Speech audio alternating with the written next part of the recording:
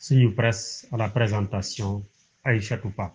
Bonjour, la journée de mobilisation citoyenne et de l'arbre du 3 au 4 août 2024 est largement commentée par les quotidiens reçus ce samedi. Reboisé pour survivre, à titre le quotidien Soleil. Touba a mobilisé et prête à accueillir le président de la République Bassirou Diomaye Faye pour la journée de l'arbre dimanche. Nettoiement et reboisement socle d'une stratégie de gestion environnementale selon le ministre de l'Environnement et de la Transition écologique.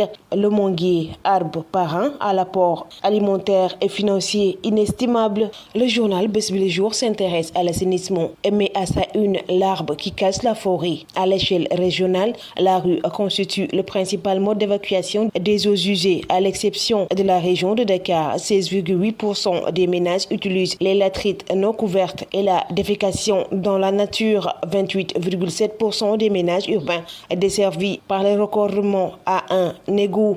Le gouvernement annonce l'audit des programmes d'assainissement, nous rapporte le journal. La recrudescence des accidents est également commentée par plusieurs quotidiens, dont le journal Enquête, qui revient à sa une avec le général Tine secoue ses services. Le ministre de l'Intérieur était hier à Bandia à la suite d'un accident ayant fait 3 morts. La police et la gendarmerie qui sont sur la route ne font pas suffisamment leur travail. Des caméras pour plus de transparence. Le journal Tribune abonde dans ce même siège entre jeudi 25 juillet et vendredi 2 août 2024. 25 personnes tuées dans des accidents de la route, 12 personnes décèdent en Tringaye, 6 en Goudiane, 3 enfants tués par un camion à Saraya, 4 décès à Bandia à hauteur de Louga. Le ministre de l'Intérieur, Jean-Baptiste Tine, indexe les conducteurs ainsi que les usagers. Réumi Quotidien traite également ce sujet avec 3 morts sur la route de Bandia. L'hécatombe se poursuit, explique le journal.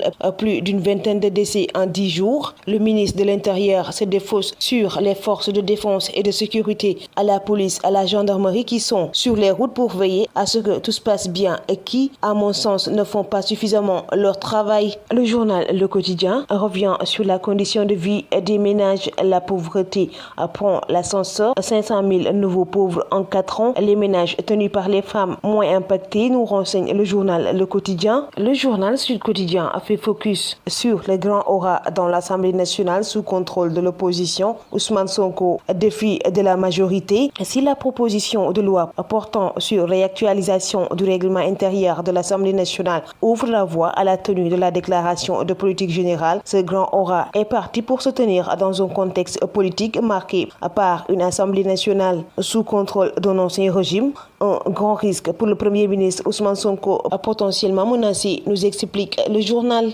L'Agence pour la promotion et le développement de l'artisanat en pièces en toute impunité, renseigne le journal Libération. L'IGF puis la Cour des comptes recommande des poursuites judiciaires après des contrôles. Les rapports enterrés, comment le fonds de garantie et de projets artisanaux a été pillé en toute impunité, explique le journal Libération. Jeux Olympiques 2024, dimanche capitale. Diouf et Mendy, espoir du Sénégal, explique le journal Stade. Le journal Sunu Lamb aborde le choc à Mont-Franc, février 2024 et la 3e journée de Prési Production Aïdara et Samandelek ce samedi. Mesdames et messieurs, bonne lecture. Suñu presse vous est offert par Air Sénégal.